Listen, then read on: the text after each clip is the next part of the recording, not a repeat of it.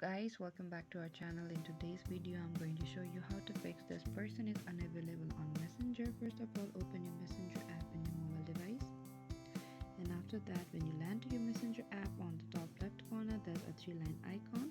Tap on that, and over here just beside it we could see the settings gear option. Tap on that option again.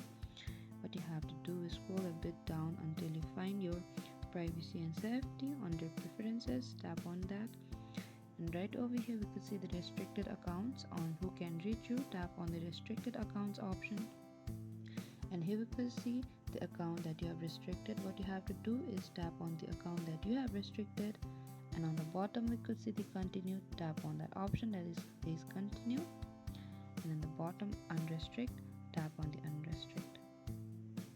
And this is it. This is how you can fix this person is unavailable on Messenger. Thank you for watching this video. I hope I could help you. Do not forget to like, subscribe, and hit the bell notification.